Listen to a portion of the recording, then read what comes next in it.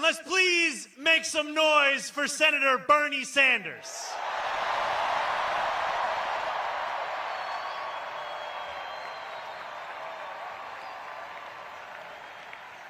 I stand before you tonight only because the senator dared to stand alone for so long. I speak the language of democratic socialism only because he spoke it first.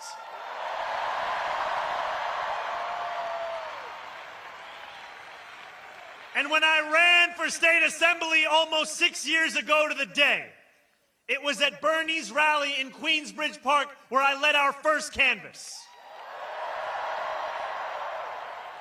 Signing people up for our email list, asking them for $5 or $10, and encouraging them to believe that the politics of not me, us applied to our state government just as much as our national one. When we win on November 4th,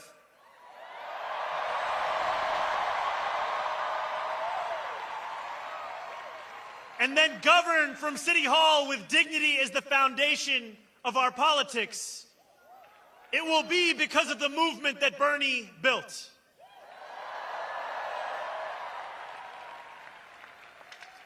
I stand before you tonight as the nominee of a Democratic Party reinvigorated in its pursuit of making government work for everyone, not just the wealthy and the well-connected.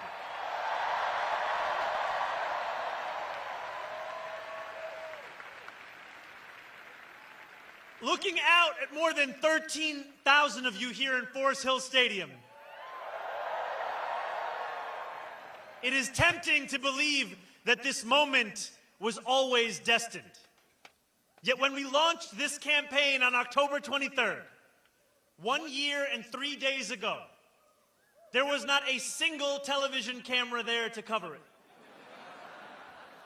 When we launched this campaign 1 year and 3 days ago, my name was a statistical anomaly in every poll. 4 months later, as recently as this February, our support had reached the eye-watering heights of 1%. We were tied with noted candidate, someone else. I always knew we could beat him. When we launched this campaign 1 year and 3 days ago, the political world did not pay it much attention because we were looking to build a movement that reflected the city as it actually is, not just the one that political consultants think exists on a spreadsheet.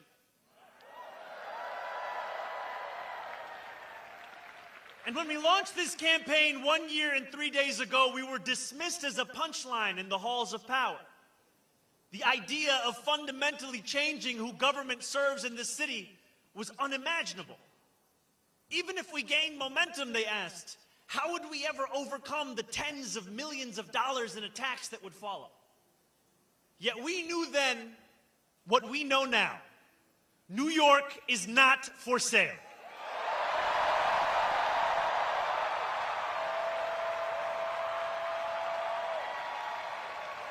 As young people showed up in record numbers, as immigrants saw themselves in the politics of their city, as seniors, once skeptical, dared to dream again,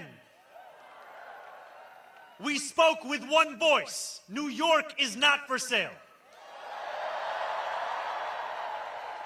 And now, as we stand on the precipice of taking this city back from corrupt politicians and the billionaires that fund them, let our words ring out so loud tonight that Andrew Cuomo can hear them in his $8,000 a month apartment.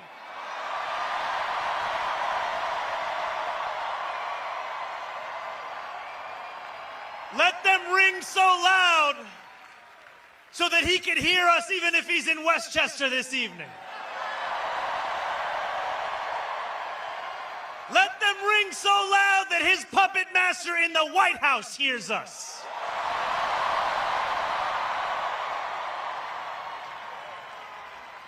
New York is not for sale.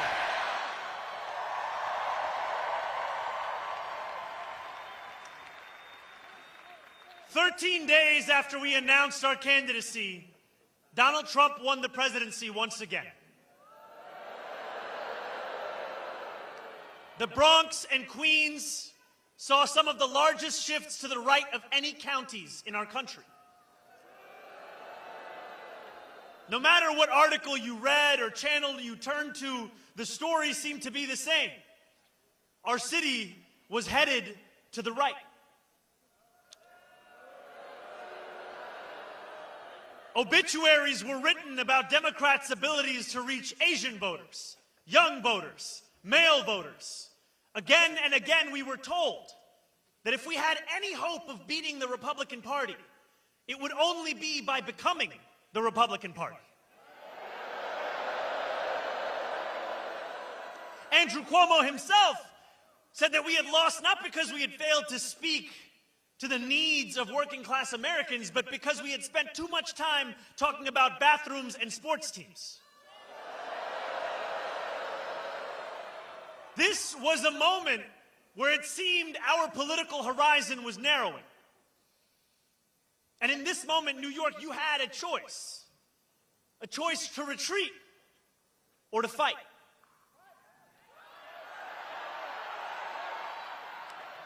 And the choice that we made was to stop listening to those experts and to start listening to you.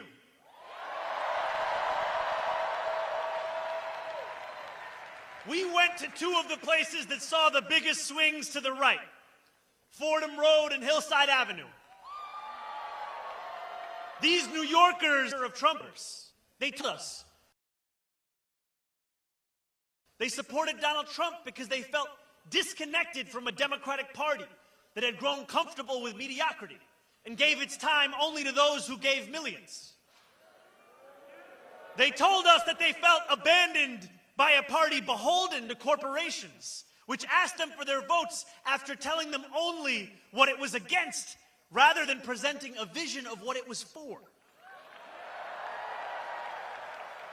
They told us they didn't believe in a system anymore that did not even pretend to offer solutions to the defining challenge of their lives, the cost of living crisis. Rent was too expensive, so were groceries, so was childcare, so was taking the bus, and working 2 or 3 jobs still wasn't enough. Trump, for all his many flaws, had promised them an agenda that would put more money in their pockets and lower the cost of living. Donald Trump lied. It was up to us to deliver for the working people he left behind. Over the 8 months of the primary, we told New Yorkers how we intended to address that very same affordability crisis. We did not do it alone. This was a movement powered by tens of thousands of everyday New Yorkers who knocked doors between 12-hour shifts at work and phone banked until their fingers were numb.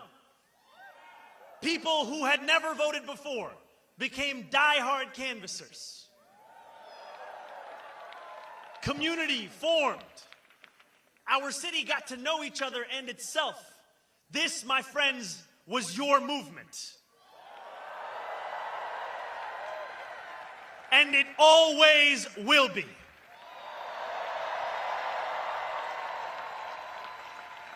As the snow melted and the frost thawed, this campaign began to grow faster than anyone ever imagined possible. So many small donors chipped in that we had to ask you to stop donating. Please stop. We climbed the polls faster than Andrew Cuomo could dial Donald Trump's number. People started to learn how to pronounce my name.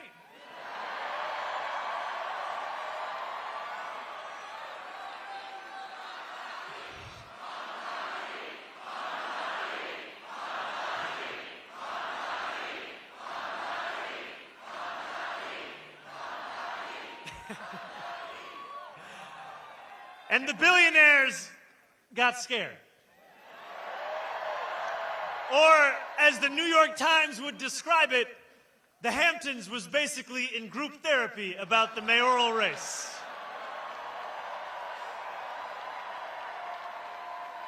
Andrew Cuomo and his corporate cronies did everything they could to make this campaign one of fear and one of smallness. Hell yeah.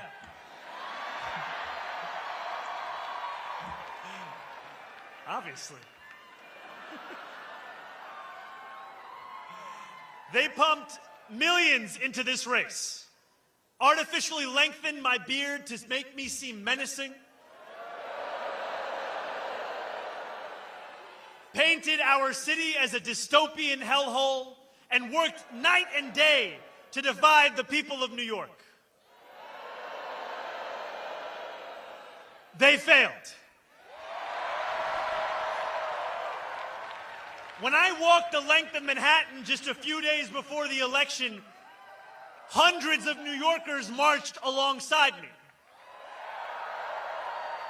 And when we strode into Times Square under a billboard with betting odds that showed Cuomo's chances of winning at nearly 80%, we knew that the so-called experts were set to get it wrong yet again.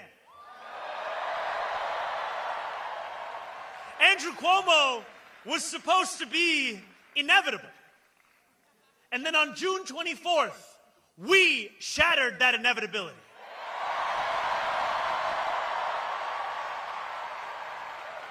We won by 13%, with the most votes in any citywide primary in New York City history.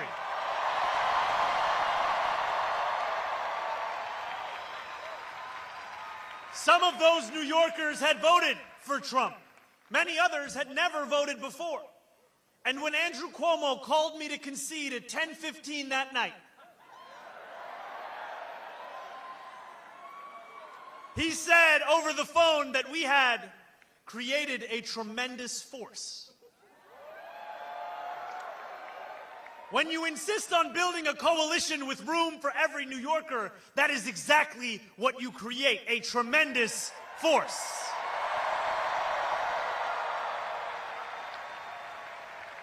That force has only grown over these past 4 months. We now have more than 90,000 volunteers. And we have spoken to millions more New Yorkers. We have put forth new plans in these last few months for how we will govern, hiring thousands more teachers for our schools, taking on the consultants and the contracts in city government, and tackling the final boss of New York City infrastructure, scaffolding. But over the past few weeks, as this race has entered its final days, we have witnessed displays of Islamophobia that shock the conscience. Andrew Cuomo, Eric Adams, and Curtis Sliwa do not have an agenda for the future. All they possess is the playbook of the past. They have sought to make this election a referendum not on the affordability crisis that consumes New Yorkers' lives, but on the faith I belong to and the hatred they seek to normalize. We spent months working to convince the world that New Yorkers have a right to afford this city that we all love. Now, we are being forced to defend the idea that a Muslim is even allowed to lead it. These same big money donors and disgraced politicians have sought to rob us of our ambition because they do not think that you deserve the beauty of a dignified life. And time and again, they have encouraged you to imagine less because they know that a reimagined New York hurts their bottom line. I believe that this city is like the universe, constantly expanding. We deserve a city government as ambitious as the working New Yorkers who make it the greatest city in the world. We cannot wait for someone else to deliver it. We are not afforded the luxury of waiting, because too often to wait is to trust those who delivered us to this point. On November 4th, we will set the course of our city back in the direction it belongs. And in doing so, we will answer a question that our nation has wrestled with from the dawn of our founding. Who is allowed to be free? There are some who hear that question and they know the answer without hesitation. They are the oligarchs who have accumulated vast wealth off those who labor from before the light breaks the horizon until long after color has drained from the sky. These are the robber barons of America, and they believe their money affords them a larger say than the rest of us. I am not just talking about the Bill Ackmans and Ken Langones of the world. I speak of people whose names you are not familiar with, who have no qualms about contributing more to super PACs than we would ever tax them, and who celebrate when those PACs flood our airwaves with commercials that plaster the words "global jihad" over my face.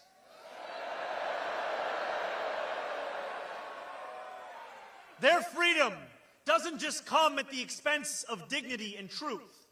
It comes at the expense of the freedoms of others too. They are the authoritarians who seek to keep us pressed beneath their thumbs because they know that once we shake ourselves loose, we will never be held down again.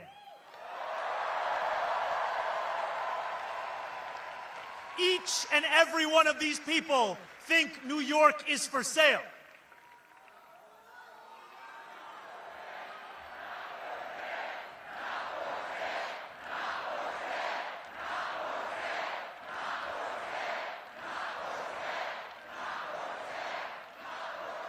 For too long, my friends, freedom has belonged only to those who can afford to buy it. The oligarchs of New York are the wealthiest people in the wealthiest city, in the wealthiest nation in the history of the world. They do not want the equation to change. They will do everything they can to prevent their grip from weakening. The truth is as simple as it is non-negotiable. We are all allowed freedom.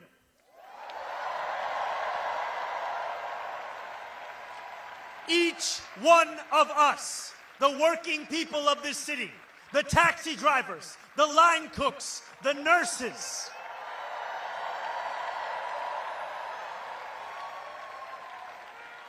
all those seeking lives of grace, not greed, we all get to be free. And on November 4th, thanks to the hard work of more than 90,000 volunteers across every corner of this city, that is exactly what we will tell the world. Because while Donald Trump's billionaire donors think that they have the money to buy this election, we have a movement of the masses. And we are a movement that is not afraid of what we believe. And we've believed it for quite some time. Those who worry about what this movement may look like on January 1st are the ones who worried on October 23rd what it may look like tonight. But our purpose has not changed, and neither have our promises. As I said on the evening I announced, the job of government is to actually make our lives better.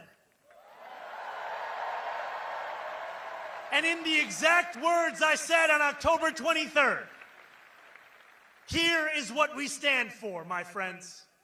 We are going to freeze the rent for more than 2 million rent-stabilized tenants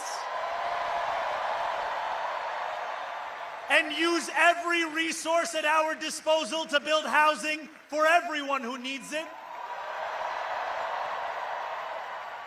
We are going to eliminate the fare on every single bus line. and make what are currently the slowest buses in the nation move around this city with ease. And we are going to create universal childcare at no cost to parents, so New Yorkers can raise their family in the city they love. Together, New York, we're going to freeze the... Together, New York, we're going to make buses fast and... Together, New York, we're going to deliver universal... We will make our city one where every person who calls it home can live a dignified life. No New Yorker should ever be priced out of anything they need to survive. And we believed then, we believe today, we will believe tomorrow that it is government's job to deliver that dignity. Dignity, my friends, is another way of saying freedom. Standing before you this evening, I take great strength from those who have labored mightily for the cause of freedom in America, who refused to accept that government could not meet what moments of crisis demanded from it. When the power of the people overwhelms the influence of the powerful, there is no crisis that government cannot meet. It was government that enacted a New Deal to lift a generation out of poverty, to create beautiful public goods, and establish the right to unionize and collectively bargain. My friends, the era of government that deems an issue too small or a crisis too big must come to an end. Because we need a government that is every bit as ambitious as our adversaries. A government strong enough to refuse the realities we will not accept and forge the future we know we deserve. A government that refuses to accept 1 in 4 New Yorkers living in poverty. That refuses to accept more than 150,000 public school students being homeless. That refuses to accept that 2 union salaries are not enough to put down a mortgage in this city. And a government that refuses to accept you being priced out of the very city you helped to build every single day. Time and again, our nation has teetered on the precipice of hopelessness. Now is one of those times. But in each of these moments, working people have reached into the darkness and reshaped our democracy. No longer will we allow the Republican Party to be the one of ambition. No longer will we have to open a history book to read about Democrats leading with big ideas. My friends, the world is changing. It's not a question of whether that change will come. It's a question of who will change it. We have an opportunity before us that few have ever received and even fewer have seized. It's the opportunity to show the world what it means to win freedom. It is the opportunity to live up to the legacy left by those who came before. We do not get to determine the scale of a crisis.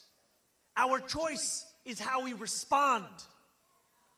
Let us win a city hall that works for those straining to buy groceries, not those straining to buy our democracy.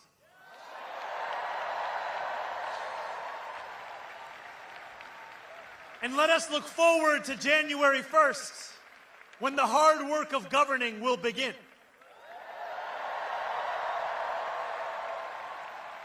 Those in power would like to describe our policy commitments as if they are illusions that will evaporate as soon as we approach City Hall. Let us show them instead that they are invocations of the future that we will win.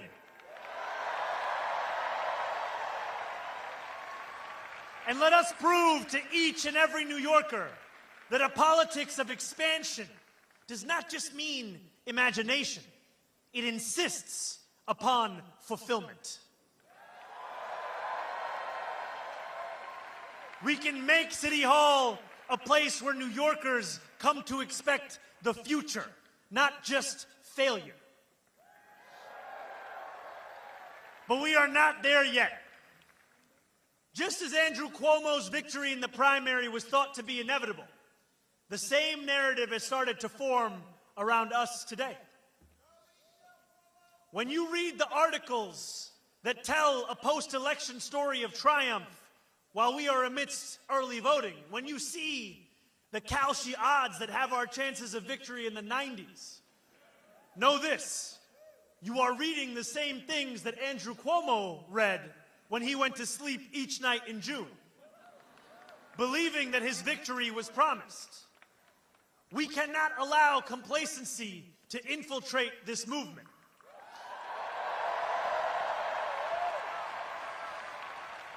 So over these 9 final days, I ask for only one thing from each of you: more.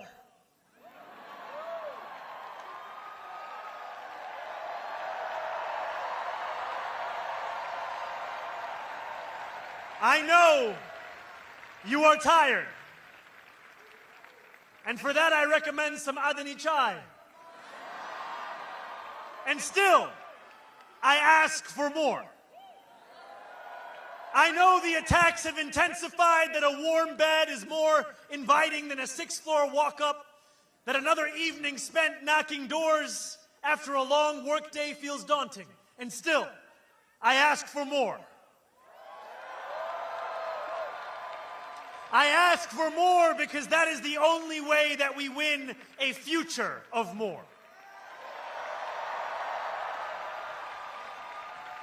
So if you are able, I urge you, my friends, stand up. If you have knocked a door, turn your flashlight on.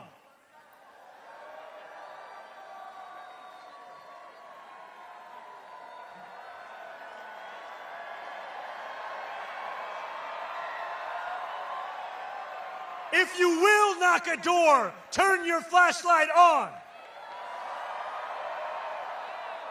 If you have more to give, turn your flashlight on.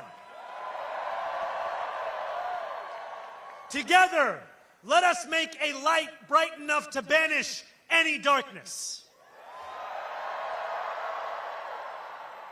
Over these final 9 days and the months and years that follow, the powers that be will throw everything in their arsenal against us. They will spend millions more dollars. They will attack us from every conceivable angle. But we will not bend. We will not flinch. We will triumph over the oligarchs, and we will return dignity to our lives. Nearly 89 years ago to the day, FDR spoke before a crowd of thousands at Madison Square Garden. He said, "I should like to have it said of my first administration that in it, the forces of selfishness and of lust for power met their match. I should like to have it said of my second administration that in it, these forces met their master. My friends, I should like to have it said of our campaign that in it, the forces of selfishness and lust for power met their match. And I should like to have it said of our City Hall that in it, these forces met their master.